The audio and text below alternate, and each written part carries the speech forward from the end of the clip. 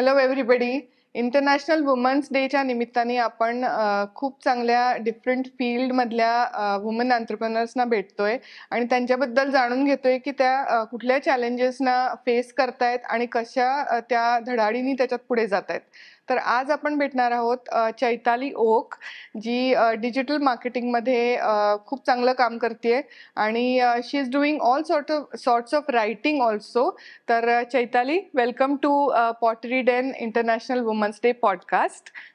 आणि मला जाणून घ्यायला आवडेल की तुझी साधारण बॅकग्राऊंड काय आहे आणि जसं मी म्हटलं जसं डिजिटल मार्केटिंगचा आत्ता मला वाटतं कोर्स यायला लागलाय, पण there is no specific degree in digital marketing. तर तू ह्या फील्डमध्ये कशी आलीस आणि तुझं बॅकग्राऊंड ग्रॅज्युएशन शिक्षण काय आहे? ओके. सगळ्यात पहिले म्हणजे थँक्यू इकडे इन्व्हाइट केल्याबद्दल. कारण डिजिटल मार्केटिंग किंवा ओव्हरऑलच रायटिंग किंवा पडद्यामागचे जे काही कलाकार आहेत, त्यांना आत्ता कुठे या सोशल मीडियामुळे किंवा एकंदरीत एक्सपोजरमुळे काय म्हणतात ते प्रकाश झोतात यायला लागले आहेत.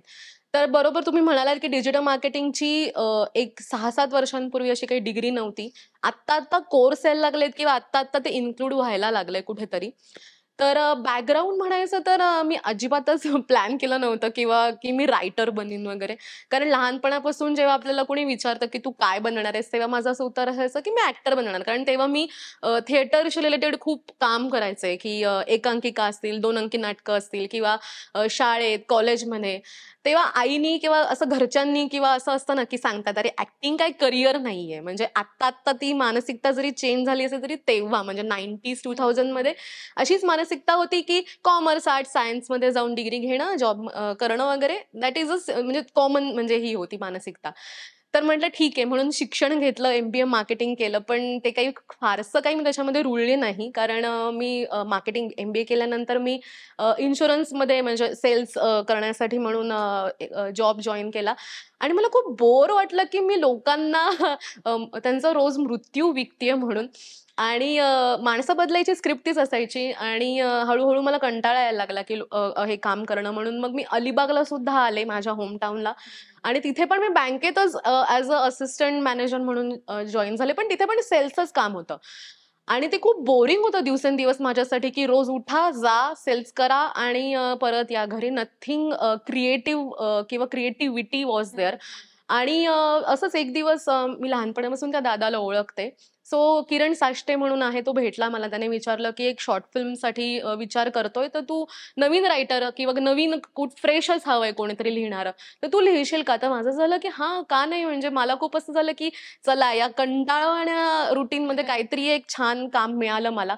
सो भूमिका नावाची शॉर्ट फिल्म लिहिली मी, त्याच्यासोबत डायलॉग्स आणि स्क्रीन प्ले आणि त्याला अवॉर्ड पण मिळालं बेस्ट डायलॉग रायटिंगचं. येस. तर त्याच्यापासून सुरुवात झाली आणि मग मला असं वाटलं, की हां, म्हणजे हा कदाचित माझ्या करिअरमधला एक पॉइंट असू शकतो, की मी हे ट्राय करू शकते. तेव्हाही माझं कन्फर्म नव्हतं, की मी रायटिंगच करीन म्हणून. पण हळू काही लोकल टीव्ही इव्हेंटसाठी स्क्रिप्ट लिहिणं, अजून काही शॉर्ट फिल्मसाठी लिहिणं, असं केल्यानंतर मला एक कॉन्फिडन्स आला, की हां, मी रायटिंगच आता कंटिन्यू करणार आणि मी घरच्यांना सांगितलं. घरच्यांसाठी ती खूप अशी बगावत टाइप होती. पण मी लहानपणापासूनच बगावती असल्यामुळे आई-बाबांना ते मान्यच करावं लागलं. तर त्याच्यानंतर मला एक मानाची नावाची संस्था आहे. जे खास करून रायटर्ससाठी ती आहे. तर त्यांनी एक वर्कशॉप अरेंज केला होता रायटिंगचा. जो मी तो केला. मला कळलं, की screenplay writing for channels म्हणजे for serials, daily soap serials आणि फिल्मसाठी काय असतं. सो तिथे मला खूप शिकायला मिळालं. कारण वेल नोन रायटर्स तिथे शिकवायला आले होते. आणि त्यानंतर त्याच दरम्यान स्टार प्रवाहामध्ये प्रोमो रायटर म्हणून एक कॉन्ट्रॅक्च्युअल बेसिसवर काम करण्याची संधी मिळाली आणि तिथे खूप वेगळंच जग एक्सपोज झालं माझ्यासमोर. खूप छान-छान शिकायला मिळालं. माझे मेंटॉर होते संतोष पाटील म्हणून. मी ओ-ए-पी टीममध्ये काम करत होते तेव्हा. त्यांनी खूप शिकवलं रायटिंगबद्दल, की काय असायला पाहिजे, काय लिहायला पाहिजे, थॉट प्रोसेस कशी असायला पाहिजे. सो तिथून ते खूप शेप होत गेलं ते करियर आणि मग मी त्याच्यावर कंटिन्यू होत गेले.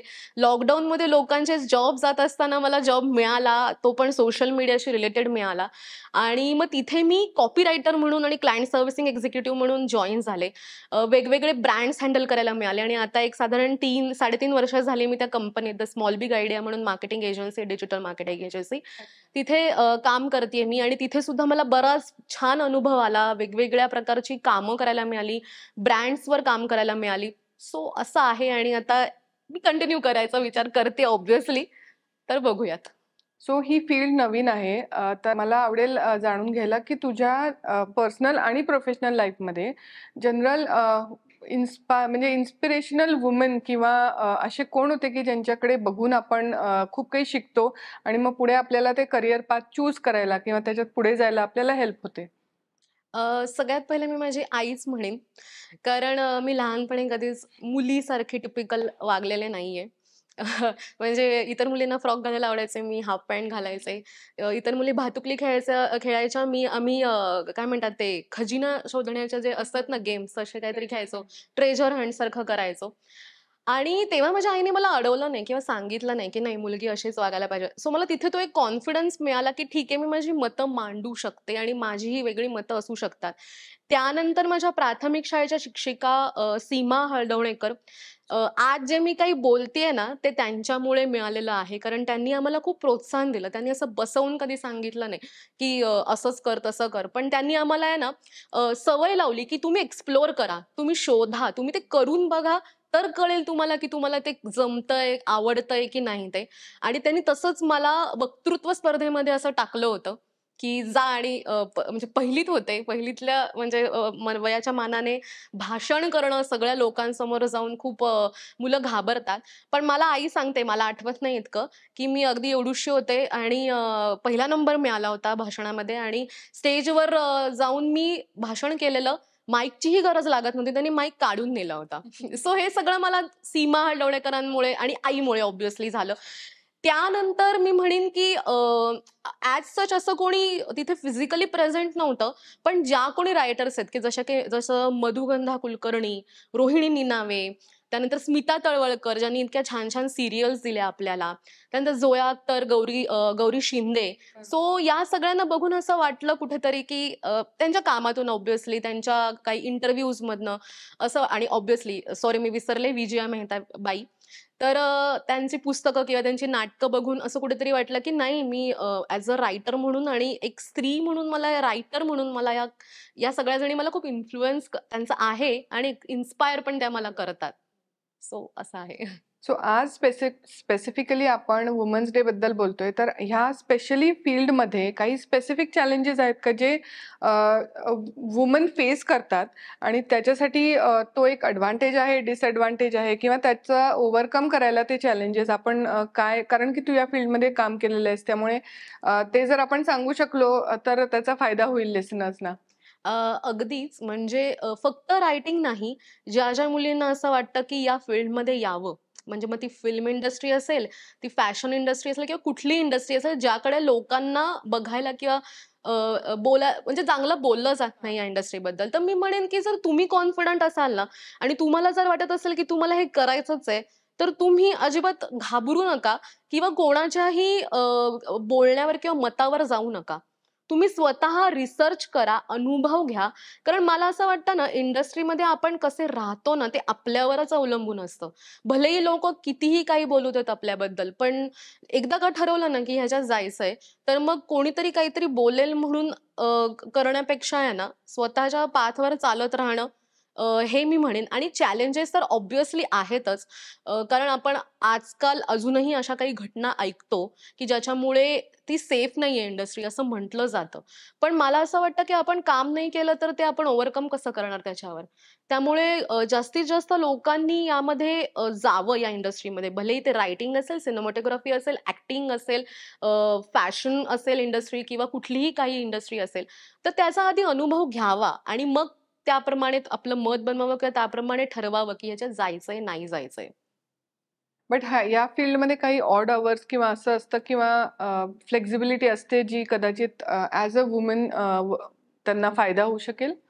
ऑब्व्हियसली असते. काही वेळेला अशा अशा असतात गोष्टी, की तुम्हाला तिथे रात्री-बेरात्री जावं लागतं, काम करावं लागतं.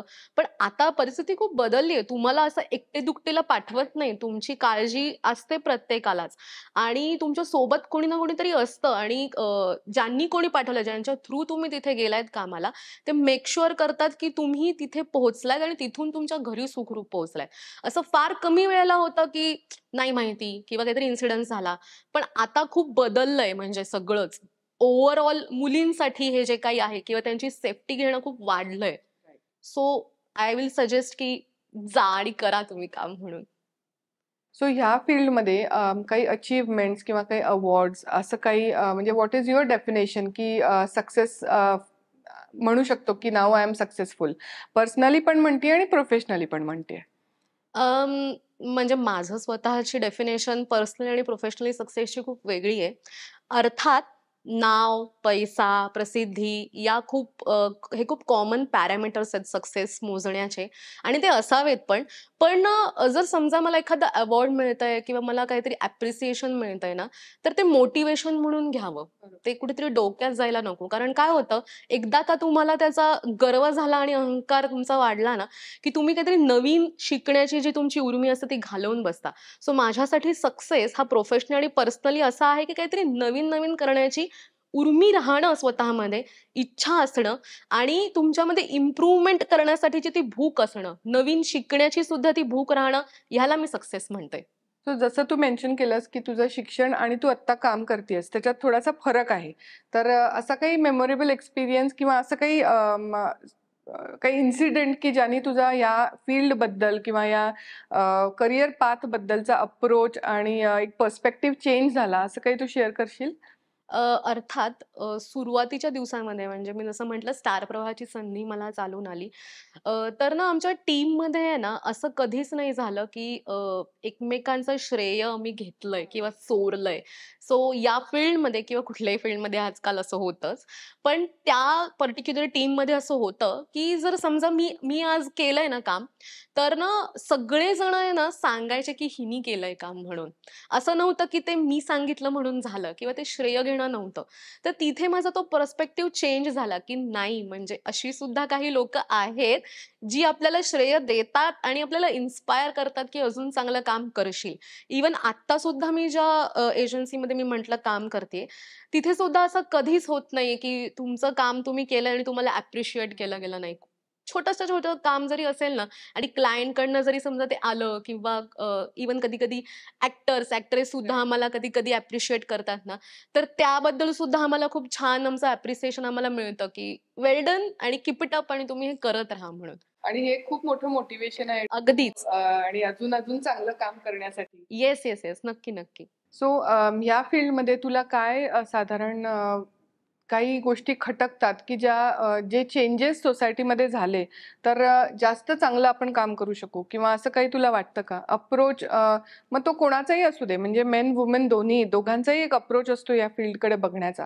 तर तो काय तुला वाटतं की काय चेंजेस झाले तर आपल्याला जरा सोपं होईल? सगळ्यात महत्त्वाचं म्हणजे टायमिंगच ऑब्व्हियसली. कारण मी आत्तासुद्धा जिथे काम करते तिथे सुद्धा ऑड टायमिंग्स असतातच. म्हणजे अगदी जरी सकाळी जरी सुरुवात कामाला केली तरी रात्र होतेच किंवा कुठे शूटला गेलं मुंबईला वगैरे तर तिथे सुद्धा असं होतंच, की हां 12:00-12:30 किंवा 1 वाजणे कॉमन थिंग. पण हे माझ्या बाबतीत ओके आहे कारण माझा नवरा तेवढा सपोर्टिव्ह आहे.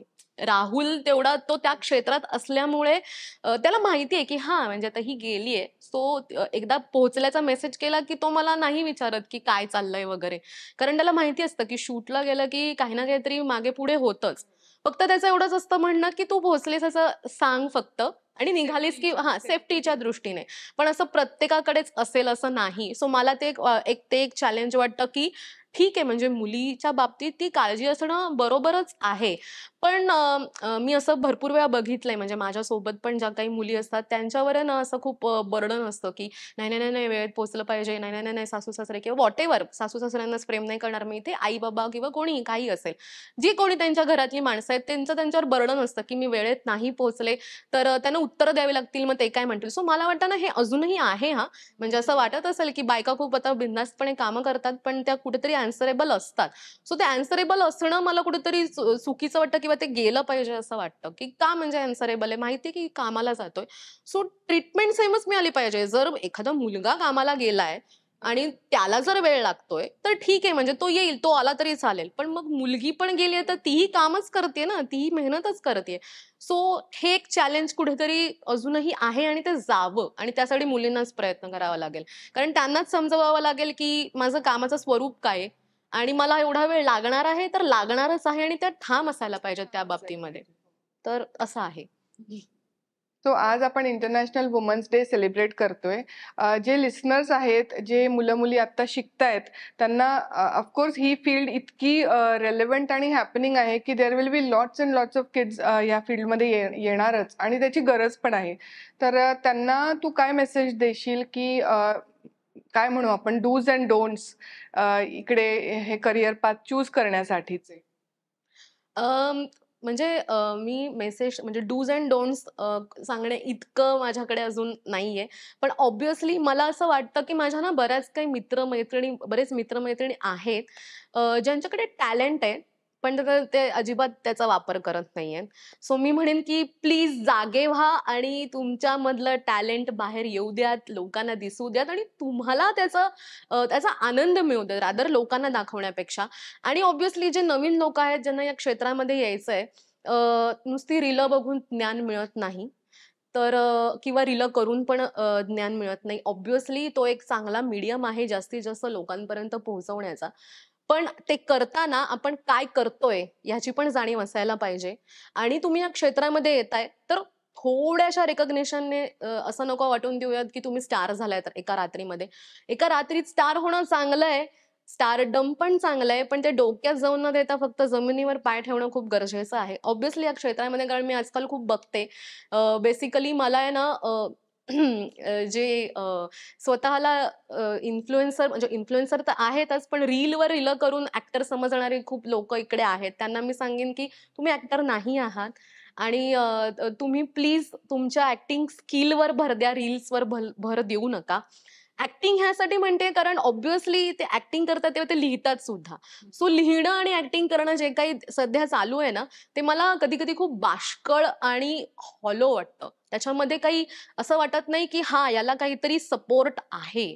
असेलही त्या मुलाकडे एक्सपिरियन्स, ज्ञान सुद्धा असेल, पण मग ते त्याप्रमाणे तेवढं ते दिसू देत. म्हणजे नुसताच टाईमपास करण्यापेक्षा तुम्हाला ॲक्चुअल जर त्या क्षेत्रात काही करायचं असेल ना, तर त्याबद्दल थोडंसं अपडेट पण व्हायला हवं, इन्फॉर्मेशन असायला हवी आणि त्याप्रमाणे तुमची स्टेप असायला हवी. म्हणजे मला नुसतंच लोकांसमोर यायचंय म्हणून मी Instagramवर येणार नाही. मग मी त्याचा काय वेगळा वापर करू शकतो किंवा शकते.